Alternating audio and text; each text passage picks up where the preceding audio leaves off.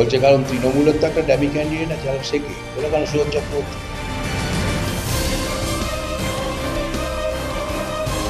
এবার ভারতবর্ষের মানুষের সামনে একটাই প্রার্থী, তার নাম নরেন্দ্র দামোদর দাস। এক সাক্ষাৎকারে দমদম কেন্দ্রের বিজেপি প্রার্থী শিলভদ্র দত্ত বলেন, এবার সারা ভারতে মানুষ ভোট কেন্দ্রে গিয়ে জয় জয় মোদি বলেই বিজেপিকে ভোট দেবে। তৃণমূলরা তা জানে, তাই কোনোভাবেই বাংলায় ওরা সুষ্ঠু ভোট চায় না। ওদের যে লক্ষ্মীর ভাণ্ডার তা আসলে বাংলার মেয়েদের অপমান করা। বিজেপির ক্ষমতায় আসলে ওই টাকার পরিমাণ কমপক্ষে ৩,০০০ টাকা হবে। যে লক্ষ্মীর ভাণ্ডারই আমাদের মেরুদণ্ড, এমন মেরুদণ্ড মানে ডোল দেয়া, এটা হচ্ছে একটা সরকারের মেরুদণ্ড বলে রাজ্যের মন্ত্রী বলছে। তার মানে কোনো কাজ নেই, করেননি কাজ করে মানুষকে সত্যিকারে দাঁড় করানোর মতন করেননি। এবং লক্ষ্মীর ভাণ্ডারও যদি আমি বুঝতাম যে লক্ষ্মীর ভাণ্ডারের টাকাটা এলে পরে সত্যিকারের মায়েদের হাতে একটা মাসে চলার মতন একটা খরচা একটা আসে, তাহলে বুঝতাম যে এটা বিরাট কিছু করেছে। আমি মনে করি ১,০০০ টাকা ৫০০ টাকার ভিক্ষে দেওয়া নয়। আমরা কথা দিয়েছি লক্ষ্মীর ভাণ্ডারে আমরা এলে পরে ৩,০০০ টাকা মিনিমাম প্রতি মাসে মায়েদের হাতে তুলে দেব। কারণ একটা মা যাতে সে নিজে সম্মান নিয়ে মোটামুটিভাবে বাঁচতে পারে, তার জন্য ৩,০০০ টাকা মিনিমাম আমরা দেবো, এটা আমরা বলেছি। এই সরকার কোনো রকম সংস্থান করতে পারেনি, এরা টাকা নিয়ে চাকরি বিক্রি করে। তাই বলা যায় এই সরকারের আসল মেরুদণ্ড চাকরি চুরি করা। আমার কথা হচ্ছে লক্ষ্মীর ভাণ্ডার একটা সরকারের মেরুদণ্ড। একটা সরকার বলবে না যে আমার কাজ এই, আমি এত ছেলেকে চাকরি দিয়েছি, এত কিছু, যদিও সেটা বলতে পারবে না, কারণ চাকরি দিতে কিন্তু চাকরি চুরি করেছে। সরকারের আসল মেরুদণ্ড হচ্ছে চাকরি চুরি করা, তা সেই চাকরি চুরি করছেন এরা। তা সেই জায়গায় দাঁড়িয়ে আমি মানুষের কথা, মানুষ তো এগুলোই দেখছে, মানুষ তো এগুলোই জানছে। আর লক্ষ্মীর ভাণ্ডার বলে যখন মানে তৃণমূল ভোট চাইছে, তখন দেখা যাচ্ছে বাংলার মায়েরা বলছেন বা দেখছেন যে সেই সময় সন্দেশখালীর মা লক্ষ্মী ধর্ষিতা হচ্ছে।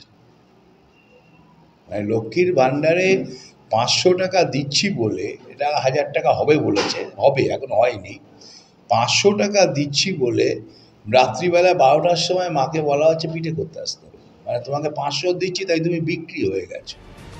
তিনি বলেন, মোদিজির গ্যারেন্টি, প্রত্যেকের মাথায় ছাদ আর ঘর ঘর পানীয় জল, সেটাই আমাদের প্রাথমিক লক্ষ্য। ওদের প্রধান ভয় শুভেন্দুকে। শুভেন্দু মমতাকে হারিয়েছে, তাই শুভেন্দুকে আটকানোর বহু চেষ্টা করছে। ক্ষমতা থাকলে শুভেন্দুকে আটকাক।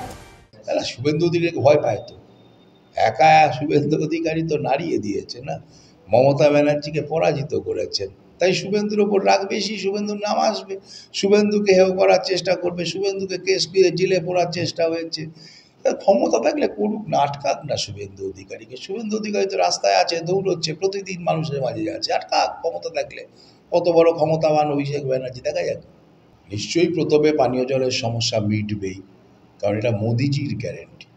মোদিজি বলেছেন ঘর ঘর পানীয় জল নলের মাধ্যমে দেওয়া হবে, সুতরাং মোদিজির সেই গ্যারেন্টি সাকসেস হবে, পানীয় জল মিটবেই। নিষ্কাশনী ব্যবস্থা শুধু লোক দেখানো, বাগজোলা খাল পরিষ্কার নয়, সত্যিকারের পরিষ্কার করে সব কটা খাল যাতে এখানের মানুষ জোপা জলে না থাকেন, যাতে ডেঙ্গু না হয়, সেটা করতেই হবে। তিনি আরও বলেন, ব্যারাকপুর পর্যন্ত মেট্রো সম্প্রসারণ হবেই, কেউ আটকাতে পারবে না। তিনি শেষে বলেন, সাধারণ মানুষকে বলবো, মোদিজির উপর ভরসা রাখুন, বিজেপির উপর ভরসা রাখুন। মোদিজি পারবে নতুন ভারত করতে। আপনার মেট্রো ব্যারাকপুর অবধি আনতেই হবে, আনবই।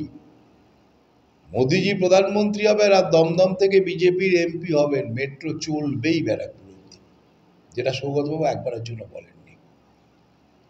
আর একটা জিনিস হচ্ছে, যেসব নিয়ে নাটক করেছেন মমতা ব্যানার্জি, কিন্তু আমি বলছি যেসব মোহিনী মিল বা এইসব কারখানার জমি যেগুলো এখনো মাল্টি স্টোরিড হয়নি, কাটমানিতে বিক্রি হয়নি, সেই সব কারখানার জমিতে যাতে নতুন করে কারখানা তৈরি হয়, তার জন্য শেষ দিন অবধি চেষ্টা করব।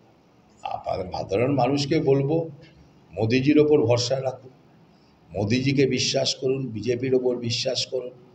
বিজেপি জিতলে, দমদম থেকে বিজেপি প্রার্থী জিতলে দমদমের সমস্যা মিটবেই, কারণ এটা মোদিজির গ্যারেন্টি।